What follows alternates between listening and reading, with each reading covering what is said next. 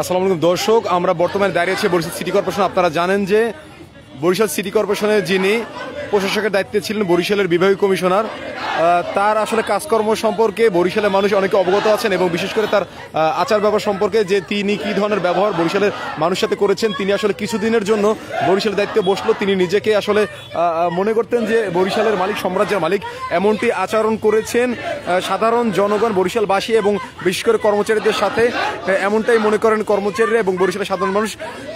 বিদায় বেলা কিন্তু সুন্দর হয়। বরিশালের জেলা প্রশাসক যখন বিদায় নিয়েছেন তখন কিন্তু স্টাফদের চোখের পানি নিয়ে বিদায় নিয়েছেন, স্টাফরা তার জন্য কান্না করেছেন। আর বিভাগীয় কমিশনার যখন বিদায় নিচ্ছে তখন কিন্তু তিরস্কার নিয়ে বিদায় নিচ্ছেন।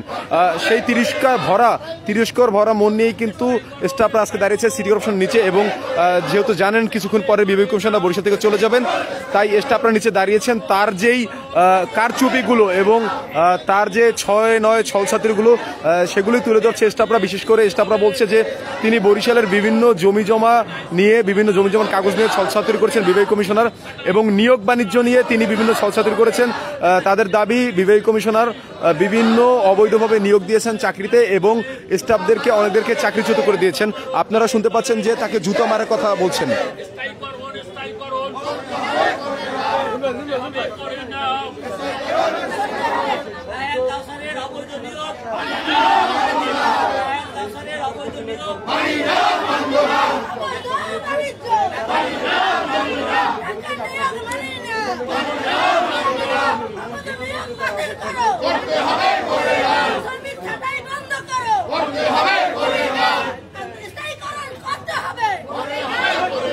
দর্শক, আপনারা হয়তো শুনলেন যে রায়হান কাউসার সম্পর্কে বলেছেন। এখন আসলে রায়হান কাউসার উপর তিক্ত না বরিশালে এমন কোনো মানুষ নেই, এটা আমি বলতে বাধ্য হচ্ছি ওর বিদায়ের দিনে।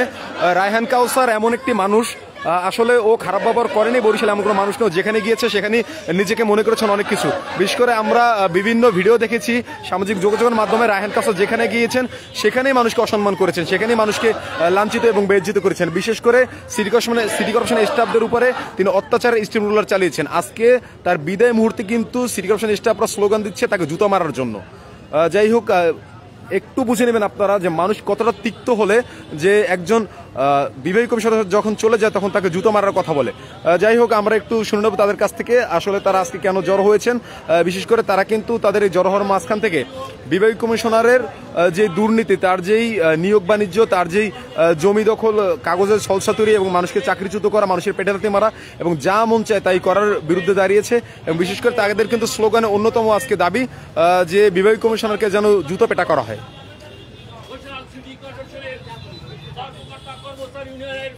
সংগ্রামী সাধারণ সম্পাদক জনাব আনিসুর রহমান আমাদের মাঝে উপস্থিত রয়েছেন।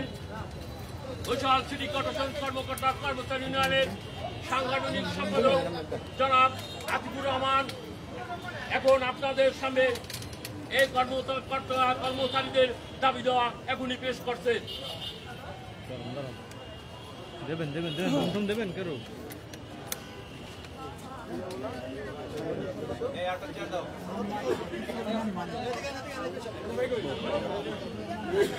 ভাইয়া সই করা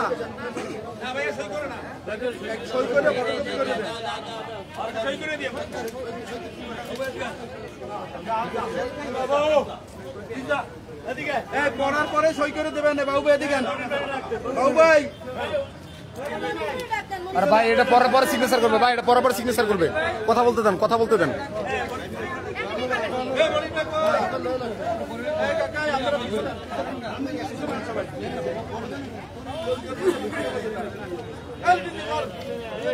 ভাইয়া কাগজ রুমে তো দেখলাম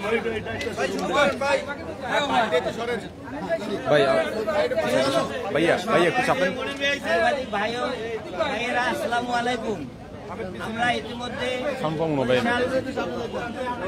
আমাদের সিটি কর্পোরেশনের প্রশাসক মহোদয়ের কাছে আমাদের যৌক্তিক দাবি নিয়ে একাধিকবার গিয়েছি। উনি আমাদের সাথে বিভিন্ন সময় প্রোগ্রাম করে আমাদের সাথে প্রতারণা করেছে এবং আজকে সর্বশেষ তার কাছে গিয়ে তার কাছে থেকে আমরা লাঞ্ছনা নিয়ে আসি। উনি বলেছেন আমার বাসভবন থেকে বের হন, নাইলে আপনাদের আমরা গুলি করবো, শুট করবো, এইভাবে বলছে। আমরা দাবি দাওয়া নিয়ে যাওয়ার পরে উনি আমাদের শুট করবে বলে আমাদের হুমকি দিয়ে বের করে দেয়। আমরা তারপর নিরুপায় না হয়ে জরুরি সংবাদ সম্মেলন করি। আমাদের লিখিত বক্তব্য পাঠ করবেন আমাদের সহকর্মী, অফিসের সহকর্মী জনাব আতিকুর রহমান। বিসমিল্লাহির রহমানির রহিম। প্রিয় সাংবাদিক ভাইয়েরা, আসসালামু আলাইকুম। আজ দুঃখ ভারাক্রান্ত মন নিয়ে আপনাদের সামনে হাজির হয়েছি। গত 2024 ইংরেজি সালের জুলাই বিপ্লবে ফ্যাসিস্ট পতনের পর আমরা ভেবেছিলাম বরিশাল সিটি কর্পোরেশন দুর্নীতি, স্বজনপ্রীতি, দালাল মুক্ত হবে। আমরা ভেবেছিলাম বিভাগীয় কমিশনার পদাধিকার বলে বরিশাল সিটি কর্পোরেশনের প্রশাসক পদে আসীন হয়ে বরিশালবাসীর জন্য স্মরণীয় কিছু রেখে যাবেন। কিন্তু তার 1 বছর কর্মক্ষেত্রে নগরবাসীর সাথে রূঢ় আচরণ এবং বিভিন্ন দলের বিভিন্ন পর্যায়ের সিনিয়র নেতৃবৃন্দদের সাথে বিভিন্ন সময় অসৌজন্যমূলক আচরণ করেছেন, যাহা আপনারা অনেকেই অবগত আছেন। 2002 সালের 58 বর্গ কিলোমিটারের আয়তন নিয়ে বরিশাল ষষ্ঠ সিটি কর্পোরেশনের হিসেবে বরিশাল সিটি কর্পোরেশন আত্মপ্রকাশ বা সৃষ্টি হয়। 2003 সালে বরিশাল সিটি কর্পোরেশনের প্রথম নির্বাচিত মেয়র অ্যাডভোকেট মজিবুর রহমান সরোয়ার মহোদয় আমাদের অর্গন্যগ্রামের পদ সৃষ্টি সাপেক্ষে বিভিন্ন পদে 120 জনকে নিয়োগ প্রদান করেন। প্রিয় সাংবাদিক ভাইয়েরা, 1/11 প্রেক্ষাপট পরিবর্তনের ফলে নিয়োগ প্রক্রিয়ায় অস্বচ্ছ দেখিয়ে আমাদের ভিন্ন ভিন্ন সারাকে 18/10/2007 সালে চাকরিচ্যুত করা হয়। একই বছর ভিন্ন বর্ণের রিটে মহামান্য সুপ্রিম কোর্টের হাইকোর্ট ডিভিশনে আমরা পিটিশন দাখিল করি। 2010 সালে হাইকোর্ট আমাদের পূর্ণবহালের রায় প্রদান করেন। 13/9/2000 তারিখ বরিশাল সিটি কর্পোরেশনের চাকরি বিধিমালা গেজেট আকারে প্রকাশ পায়। আমাদের নিয়োগপত্রে উল্লেখ রয়েছে সাংগঠনিক পদ সৃষ্টির সাপেক্ষে আমাদের স্থায়ীকরণ করা হবে।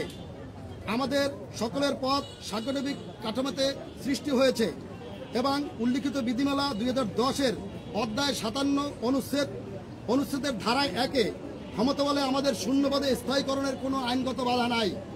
প্রিয় সাংবাদিকবৃন্দ, প্রশাসক সিটি কর্পোরেশনের দায়িত্ব গ্রহণ করার পর থেকে বারবার তিনি আমাদের শূন্যপদে স্থায়ীকরণের আশ্বাস দিলেও শূন্যপদে স্থায়ী করে নাই, বরং বিভিন্নভাবে তালবাহানা করতে থাকে।